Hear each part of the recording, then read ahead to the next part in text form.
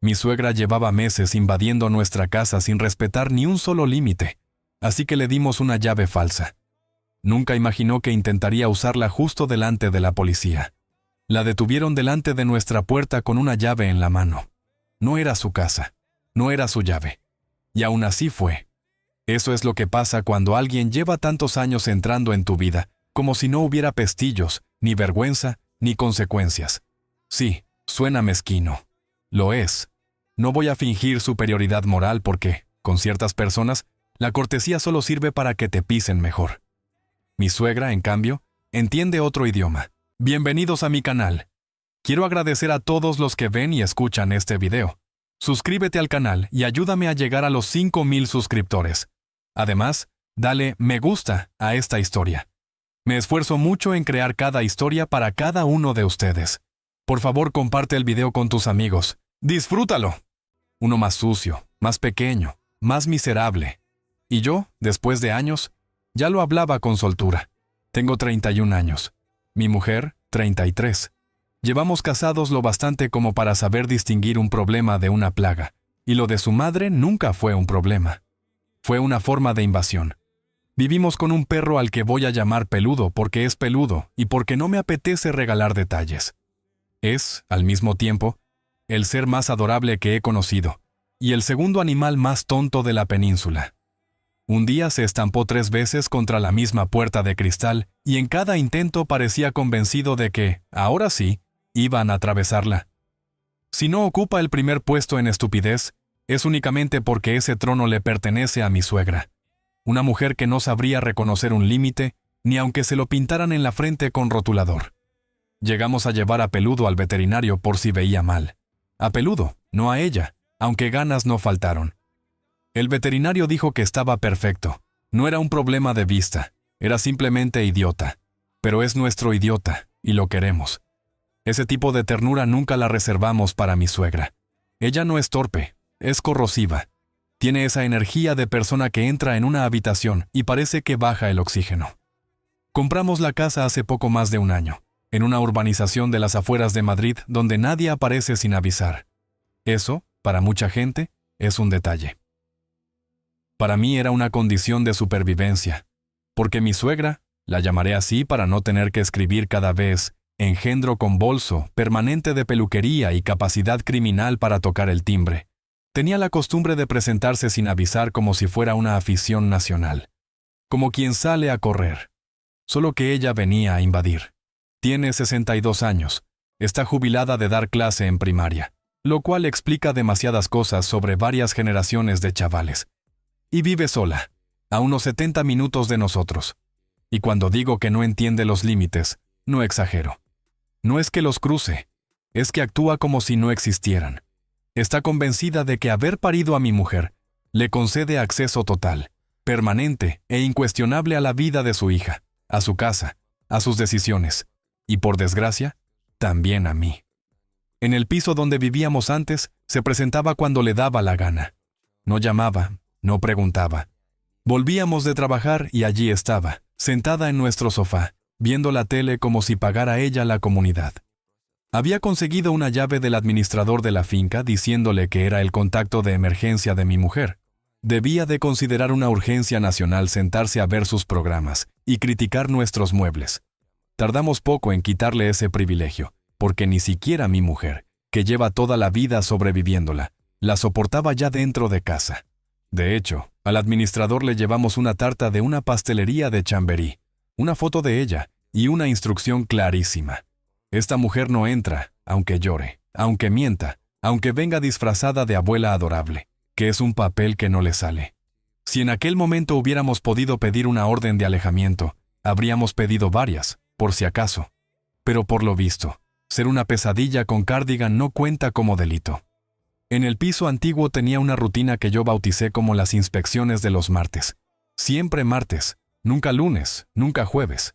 Martes. Esa mezcla tan inquietante entre disciplina y locura. Se presentaba para ver cómo estábamos, que en su idioma significaba revisar, opinar, tocar cosas y dejar una sensación grasienta en el aire. Lo fascinante era que realmente creía que iba a entrar. Mi mujer la frenaba en la puerta y le soltaba, sin levantar la voz. Búscate un trabajo, un novio o una obsesión nueva, pero deja de venir. Y cerraba. Una vez intenté hablar con mi mujer de su infancia. No por curiosidad morbosa, más bien porque nadie sale indemne de crecer con alguien así, y yo necesitaba entender el mapa de daños. No me contó casi nada. Solo se le tensó la cara de una forma que no le había visto nunca, como si recordar ya fuera demasiado esfuerzo, y en 10 segundos pareció 10 años más cansada. Lo único que saqué en claro es que siempre mantuvo poco contacto con su madre, y que, desde que se casó conmigo y no fue invitada a la boda, por razones que cualquiera con pulso consideraría razonables, su madre decidió reengancharse a su vida con la devoción de una fanática. Mi mujer jamás le dio pie. Sus conversaciones solían durar poco y sonar siempre parecidas. «Sal de mi casa. No vengas sin avisar». «No».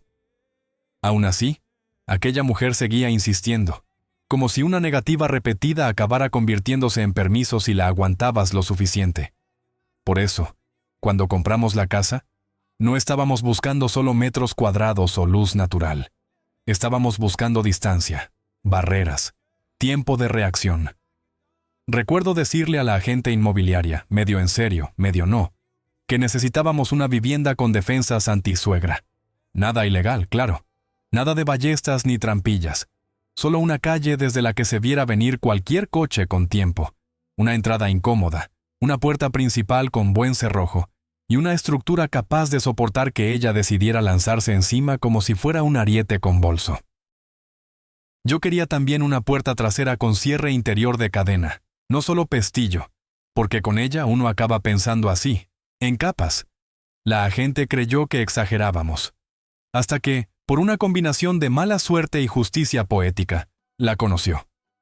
Después de aquello dejó de sonreírnos con cortesía profesional y empezó a enseñarnos casas como si estuviera colaborando en un programa de protección de testigos. Y así encontramos esta. Nuestra casa. Sólida, apartada, con visibilidad, con margen. Casi un búnker elegante. El día que nos entregaron las llaves, antes siquiera de meter la primera caja, las pesé en la mano, miré la cerradura de la entrada y lo dije en voz alta, no como una opinión, sino como una decisión ya tomada. Mi suegra no va a tener una llave de esta casa. Sabía que iba a volver a intentarlo. Lo que no esperaba era que lo hiciera sonriendo, con una bolsa en la mano, como si ya hubiera ganado, como si esa puerta tarde o temprano fuera a ceder. Mi mujer aceptó lo de la llave cero sin discutir. Fue casi bonito.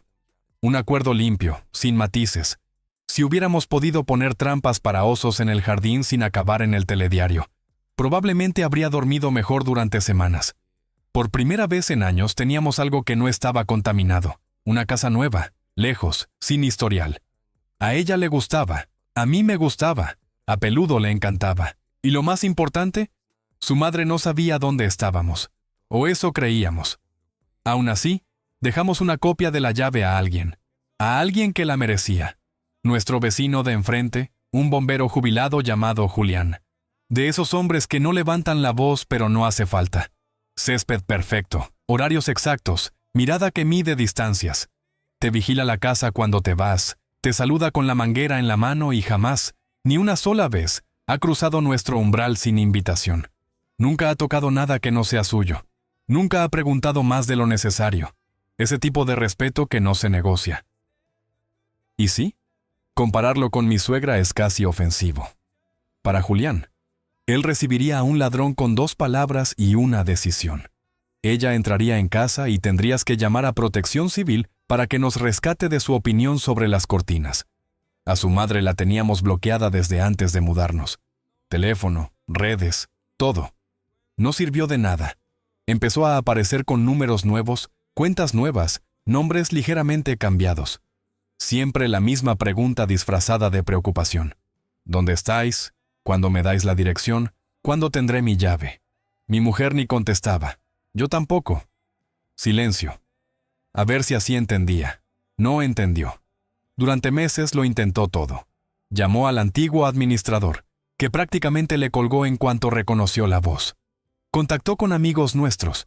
Incluso escribió a una compañera de trabajo de mi mujer, con la excusa de preparar una sorpresa. A mi mujer le mandaba mensajes que parecían sacados de un manual de manipulación de bolsillo. ¿Y si hay un incendio y tengo que sacar a Peludo? ¿Y si se rompen las tuberías cuando estéis fuera? ¿Y si alguien tiene que regar las plantas? Todo eso ya lo hacía Julián. Todo eso lo hace cualquier vecino decente sin invadir tu vida. El resto del mundo vive sin suegras como ella y, curiosamente, no se hunde el sistema. Nadie muere por no tenerla. Al contrario. Luego probó con la culpa. «Soy tu madre. ¿No confías en mí?» Mi mujer respondió una sola vez, antes de volver a bloquearla. Seco, sin emoción. «Precisamente porque lo eres. No confío». Eso no la frenó. Cambió de ángulo. «¿Y si me caigo en vuestro porche y no puedo entrar?» «Puedes empezar por no venir», contestó mi mujer, y colgó. Después vino el golpe bajo, el de manual barato. «Solo quiero sentirme bienvenida en la casa de mi hija». Yo la miré de reojo y pensé que, si existía el infierno, se iba a enfadar al ver competencia. En ese punto ya habíamos hablado con 3 abogados distintos. 3. Distintos tonos, misma conclusión. Mientras no haya amenaza directa o riesgo real, no hay nada que hacer. No difama, no agrede, solo insiste. Y si juega la carta de abuela indefensa, podéis perder tiempo y dinero. La policía no fue mejor. Mi mujer, con esa calma peligrosa que tiene cuando está al límite, preguntó si cambiaría algo si la que corría peligro era su madre. Los 2 agentes se miraron un segundo de más. Yo le pasé el brazo por los hombros y la saqué antes de que dijera algo que nos complicara la vida. Noté cómo se le tensaba la cara, ese gesto, el mismo de siempre, como si cada recuerdo pesara, y aún así, la encontró. No sabíamos cómo. La urbanización no es de paso, no está señalizada de forma evidente. Podrías conducir por la zona sin verla. Y sin embargo, una tarde cualquiera, la cámara del porche captó su silueta avanzando por el camino. Recta, decidida, como si viniera a reclamar algo que le pertenece. La vimos en la pantalla antes de oír el timbre. Esa figura. Ese gesto de saludo que no sabes si es para nosotros o para sí misma. Mi mujer se quedó quieta. Peludo levantó el pelo del lomo. Yo me quedé mirando la imagen como si esperara que desapareciera sola. No desapareció. Llevaba una bolsa de una tienda del barrio. Sonreía. «Os he traído toallas de mano nuevas y algunas cositas para la casa», dijo a través del interfono, como si ya estuviera dentro. Nos miramos. Nadie se movió. Mi mujer fue a la puerta, la abrió lo justo para bloquear el paso con el cuerpo. Yo me quedé un poco atrás, observando, midiendo. Mientras ella intentaba quitársela de encima, escuché algo que me hizo apretar la mandíbula. Algo sobre un collar eléctrico para educar a Peludo. No era la primera vez que lo sugería, nunca era una broma. Y ahí, algo encajó. Si la policía no podía hacer nada porque no había cruzado la línea, quizá había que acercarla a la línea, lo suficiente para que la pisara sola. La miré, luego miré a mi mujer. La cogí del brazo con suavidad y la aparté un paso, lo justo para que no nos oyera. «Tenemos que darle una llave», le dije en voz baja. Me miró como si acabara de proponer quemar la casa con nosotros dentro. «¿Te encuentras bien?», susurró. «¿Necesitas una ambulancia?». No respondí. Solo mantuve la mirada, porque ya no estaba pensando en darle acceso. Estaba pensando en darle cuerda. El momento en que metió la llave y la puerta no se dio. Supe que ya no había vuelta atrás. Habíamos cruzado una línea invisible, de esas que no se explican pero se sienten. Y esta vez no era ella invadiendo. Éramos nosotros esperando a que cayera. «Estás teniendo un derrame cerebral», me soltó mi mujer, bajito, mirándome como si acabara de perder el juicio. No discutí. Me acerqué un poco más, lo justo para que no nos oyera desde el porche. «Escúchame», le dije. «Hablé con Julián el otro día. Y puede que me haya dado una idea, una pequeña trampa. Si intenta usarla, llamamos a la policía. Igual así, por fin, tenemos algo». Se quedó mirándome. 10 segundos largos, de esos en los que parece que el tiempo se estira y decide por ti.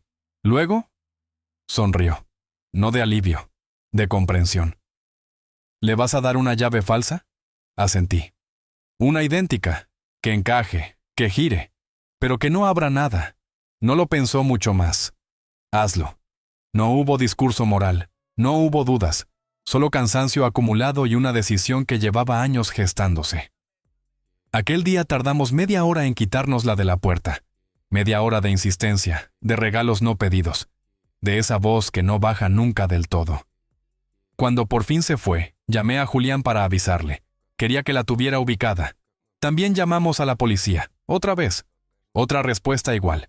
No está haciendo nada ilegal. Solo ha traído regalos. Perfecto. Al día siguiente fui a una ferretería de barrio, de esas con olor a metal y polvo viejo. Pedí una llave en blanco del mismo modelo que nuestra cerradura. El dependiente ni preguntó. Se la di para que la cortara y le dije, hazla al azar. Ni código, ni copia. Un patrón cualquiera. La sostuvo a la luz un segundo y luego la pasó por la máquina. Cuando me la devolvió, parecía real. Demasiado real. La probé en casa, entraba, giraba un poco, lo justo para engañar a cualquiera que no quisiera ver la verdad. Perfecta. La siguiente vez que apareció, porque siempre hay una siguiente vez, mi mujer salió a interceptarla antes de que tocara el timbre. Yo me quedé dentro, escuchando a través de la puerta, viendo la escena en la pantalla. Le hizo prometer que no volvería sin avisar. Una promesa que sabíamos que no valía nada. Le dijo que, si cumplía, le daría una llave. Solo para emergencias. Solo. Emergencias. No para entrar cuando le diera la gana. Nunca dijo, esta casa. Nunca dijo, tu acceso. Solo dijo, una llave. Y eso quedó grabado. A su madre se le iluminó la cara de una forma casi infantil. Como si le hubieran devuelto algo que creía suyo.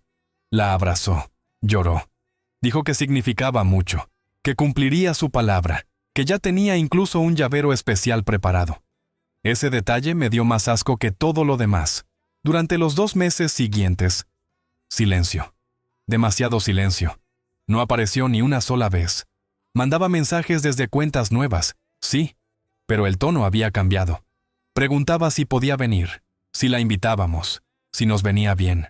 Nada que la policía pudiera considerar acoso, nada que pudiéramos usar.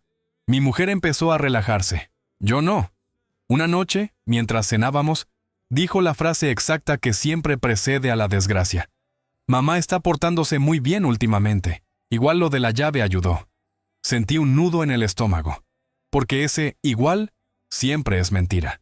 Porque cuando alguien como ella se calma, no es que haya cambiado, es que está esperando. Y entonces llegó diciembre. Hay algo que tienes que entender sobre mi suegra y la Navidad. No es una fecha, es un evento competitivo. Lo planifica desde septiembre, compra, organiza, calcula. Y cada año intenta lo mismo. Aparecer la mañana de Navidad antes de que despertemos, cargada de regalos, como si así pudiera forzar una escena familiar que nadie le ha concedido. Esa noche, antes de acostarme, revisé el cerrojo, 2 veces. Puse una silla frente a la ventana que da al porche. Mi mujer me vio y negó con la cabeza. ¿De verdad vas a hacer guardia? Llevo meses esperando que la policía haga algo, le dije. No quiero solo grabarlo. Quiero que la pillen en el momento. Esto ya es personal. Escribe en los comentarios qué opinas de esta situación, cómo la manejarías. Valoro la opinión de todos. No discutió más, porque, en el fondo, también lo era para ella. A las 5:30 sonó la alarma. Bajé en calcetines, sin encender luces, sin hacer café. La cafetera hace demasiado ruido. Peludo dormía en la cocina, ajeno a todo. Mejor así. Si empezaba a ladrar, lo arruinaba todo. Me senté. Esperé. 6:14. Luces en la entrada. El coche blanco, puntual. Se bajó con 2 bolsas, regalos, comida. La escena perfecta que había ensayado en su cabeza 1000 veces. Subió los escalones, dejó las bolsas, metió la mano en el bolso, sacó la llave, la metió en la cerradura, giró, nada, la sacó, la miró, volvió a meterla, giró otra vez, nada. Empujó la puerta mientras giraba, probó con más fuerza, con las 2 manos. Retrocedió un paso y miró la cerradura como si la cerradura la hubiera traicionado. Yo no me moví. Café en la mano. Respiración lenta. Llamada ya hecha. Volvió a intentarlo. 1 vez. 2. 3. cada vez más brusca. En el tercer intento apoyó el cuerpo entero contra la puerta, convencida de que el problema era de fuerza. La puerta ni se inmutó. En el cuarto intento sacó la llave, la levantó bajo la luz del porche, la examinó con el ceño fruncido y sopló, como si aquello fuera un cartucho viejo, como si el problema pudiera arreglarse con aire. La volvió a meter, y esta vez hizo algo distinto. Cuando abrió la boca y me señaló delante de la policía, entendí que ya no estaba intentando entrar en casa, estaba intentando cambiar la historia, convertirse en víctima, convertirme a mí en el monstruo. Y eso fue, precisamente, lo que la terminó de hundir. La llave, por supuesto, no funcionó. No podía funcionar. Estaba cortada para no abrir absolutamente nada. Aún así, insistió. Primero en la puerta principal. Luego rodeó la casa y probó en la trasera, donde la cerradura ni siquiera era del mismo tipo y aquella llave falsa no entraba ni de broma.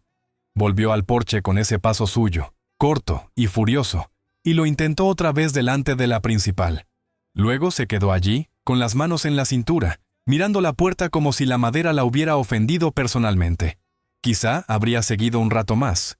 Quizá habría acabado aporreando. No lo sé, porque entonces llegaron las luces azules. La patrulla apareció despacio, iluminando la entrada, y con ella, como si hubiera estado esperando ese momento desde su terraza, salió Julián. No corrió. No hizo falta.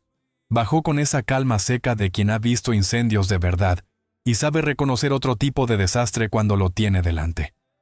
Uno de los agentes le preguntó qué hacía allí a esas horas, en una casa que no era la suya. Mi suegra levantó la llave como si eso zanjara cualquier duda. «Tengo una llave». Venía a darles una sorpresa.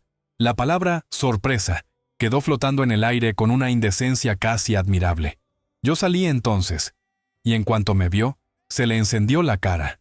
Durante medio segundo creyó que iba a arreglarlo, que iba a sonreír, a decir que todo era un malentendido, a abrirle la puerta y dejarla pasar con sus bolsas y su teatro navideño. Ese segundo fue casi tierno. Después se le murió en la cara. Les enseñé a los agentes la grabación del día en que mi mujer le entregó la llave. Se oía perfectamente. Mi mujer decía una llave. No la llave de casa. No tu copia. No, puedes entrar cuando quieras. Y además dejaba claro algo más. Solo podía usarse en caso de emergencia. Uno de los policías la miró. ¿Cuál era la emergencia? Y entonces hizo lo que mejor sabe hacer. Improvisar una mentira con voz de madre sacrificada. Dijo que sospechaba que yo le estaba haciendo daño a su hija, que había pasado por la urbanización de madrugada, había oído algo, mi voz, un tono raro, y que temió lo peor. Todo eso mientras llevaba 2 bolsas con regalos y cosas para preparar el desayuno de Navidad, claro. Muy propio de alguien que teme una agresión inminente. Traer magdalenas y servilletas bonitas. Yo esperaba una reprimenda, un informe, algo que nos ayudara luego con la orden de alejamiento. Pero la mañana decidió ponerse generosa, porque, en cuanto entendió que la habíamos engañado, se le cayó la máscara. Se giró hacia mí con una rabia vieja, esa que ya no se puede maquillar, y empezó a gritar, que yo era un maltratador, que estaba controlando a su hija, que tenían que detenerme allí mismo, que ella solo era una madre preocupada. Para entonces mi mujer ya había bajado, también peludo, medio dormido, con esa expresión suya de no entender nunca nada, pero presentarse igual. Se quedaron en la puerta, mi mujer con la cara cerrada, tensa, esa arruga interna que le sale cada vez que su madre convierte el aire en algo irrespirable. Su madre la vio y aprovechó. «Díselo. Diles lo que te hace. Dilo». Mi mujer se quedó mirándola con una mezcla de asco y desconcierto. Había llegado a media escena y aún estaba colocando las piezas. Los agentes tampoco parecían muy lúcidos. Era Navidad, seguían en turno de noche y estaba claro que no habían cobrado lo suficiente como para comerse aquella función a las 6:00 de la mañana. Entonces mi suegra se pasó de frenada. Se volvió hacia los policías y empezó a gritarles también a ellos, que si no me arrestaban, les iba a denunciar por incompetentes, que no sabían hacer su trabajo, que eran unos inútiles. Lo dijo con esa seguridad de quien lleva demasiados años consiguiendo que su volumen sustituya a la razón. Y ahí perdió. Porque una cosa es montar un numerito en un porche ajeno. Otra, intentar que la policía detenga a alguien sin prueba alguna mientras amenazas con una denuncia falsa porque no están obedeciendo tu delirio. Le pidieron que los acompañara. No fue una gran escena. No hubo esposas ni dramatismo de serie. Fue mejor. Fue ese instante silencioso en el que ella entendió que, por una vez, no estaba controlando nada. Se quedó blanca. Miró a mi mujer. Me miró a mí. Miró la puerta cerrada. Luego a los agentes. Y por primera vez desde que la conocía, no parecía enfadada. Parecía desplazada. Como si el mundo, de repente, hubiera dejado de girar alrededor de su capricho. Se la llevaron. Y nosotros cerramos la puerta. Después hicimos el desayuno. Así, tal cual.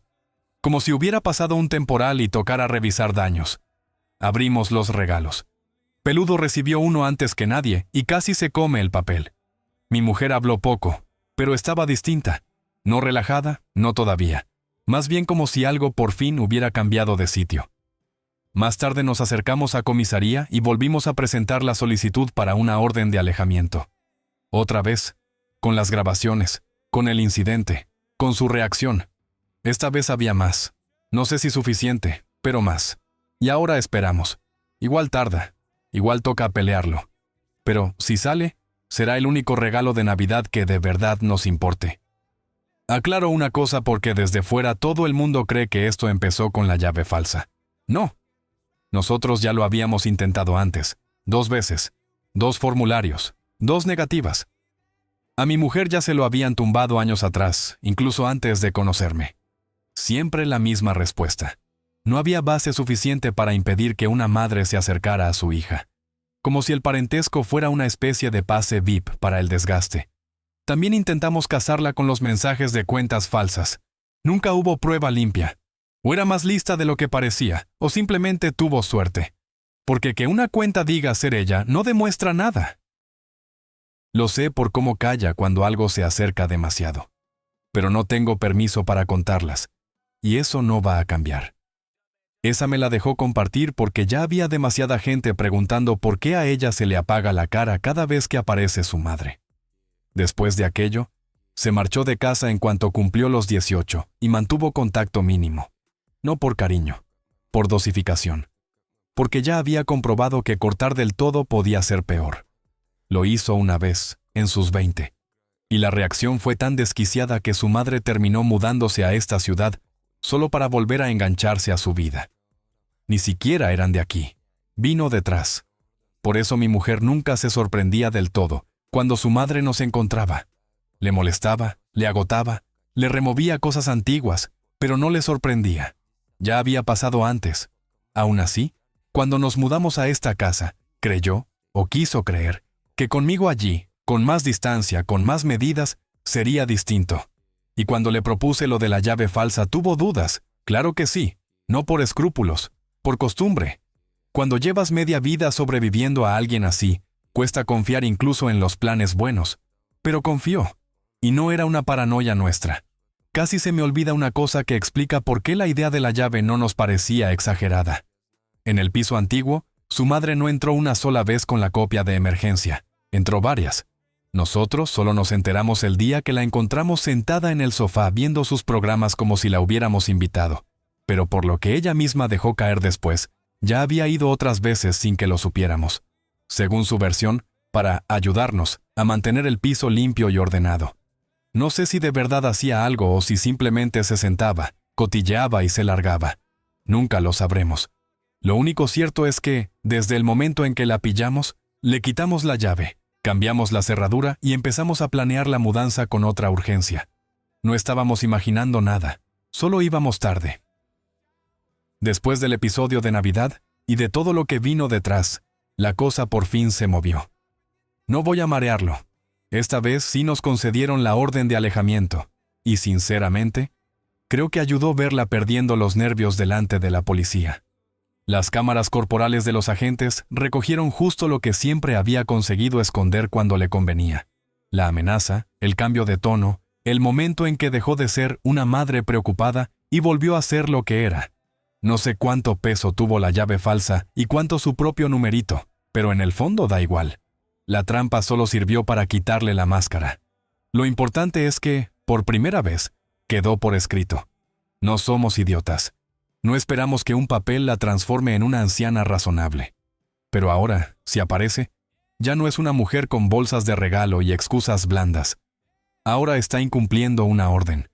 Ahora la policía puede actuar sin fingir que todo esto es un malentendido familiar. Y esa diferencia vale oro. Aquel día no se la llevaron por intentar entrar, pero sí acabó con cargos menores por amenazar a los agentes y por golpear a uno. Yo no lo vi en directo. En ese momento estaba pendiente de mi mujer, que seguía quieta en la puerta, como si aún no terminara de creerse que aquello estuviera pasando de verdad. Pero luego revisé las cámaras.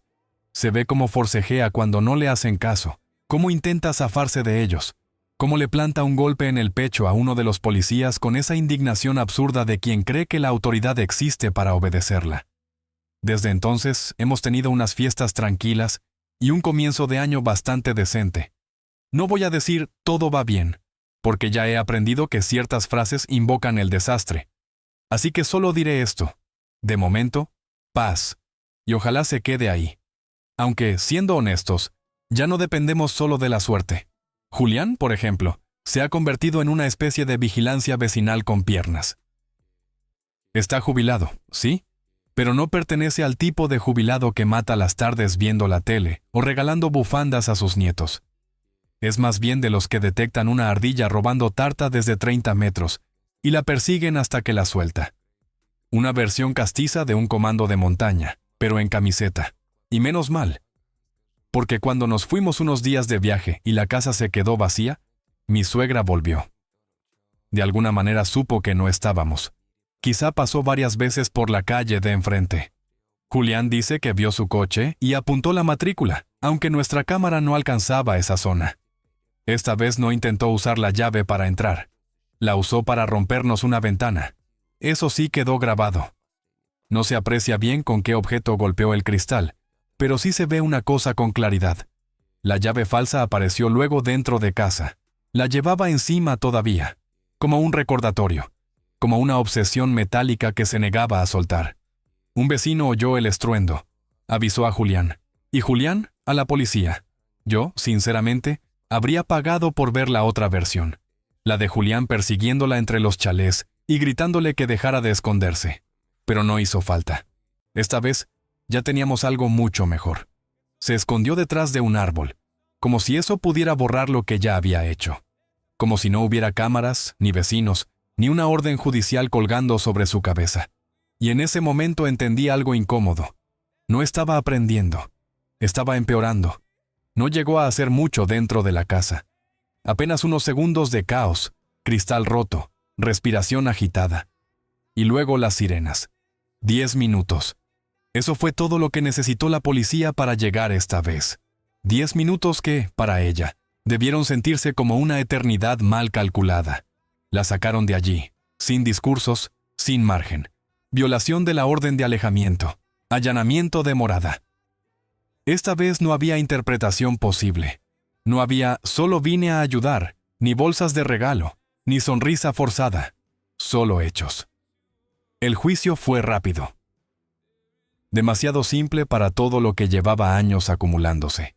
7 meses de prisión domiciliaria. Tobillera incluida. Control, distancia, límites impuestos por fin desde fuera. Cuando el juez terminó de dictar, ella hizo una pregunta. No con rabia, con esa lógica torcida que siempre la acompaña. ¿Y después de esto qué pasa con la orden? Silencio breve. El juez la miró como si estuviera explicando algo básico a alguien que se niega a entenderlo. La orden sigue, mientras la renovemos. Y si la vuelve a incumplir, aunque solo sea acercándose, más tiempo, más control, más consecuencias. Por primera vez, alguien se lo dijo sin rodeos. Y no éramos nosotros. No voy a fingir que esto es un final feliz. No lo es. Es un descanso, un paréntesis vigilado. Pero después de todo lo anterior, es suficiente. Vamos a renovar la orden. Sin dudarlo. No es la forma en la que queríamos empezar 2026, pero hay gente que ha empezado peor. Por ejemplo, con una tobillera marcándole cada paso. Nosotros seguimos aquí, en la misma casa. No nos vamos a mudar. No ahora. No después de todo lo que costó encontrarla, arreglarla, hacerla nuestra. Y siendo prácticos, mudarnos complicaría todo. Habría que modificar la orden, cambiar direcciones, darle pistas nuevas. Sería empezar otra vez el juego. Y esta vez, no queremos jugar. Nuestra mejor opción es otra. Que se equivoque. Que vuelva a cruzar la línea. Que vuelva a pensar que puede. Porque ahora, cada error suyo tiene peso. Cada paso de más tiene consecuencia. Y si decide ignorarlo otra vez, quizá no sean 7 meses la próxima. Quizá sea más. Peludo, por su parte, sigue siendo el segundo ser más tonto de esta historia. Pero al menos duerme tranquilo. Y eso, en esta casa, ya es bastante. Y yo ya no espero que cambie. Solo espero que vuelva a intentarlo. Porque esta vez, no hay puerta que abrir. Solo hay una que se le va a cerrar.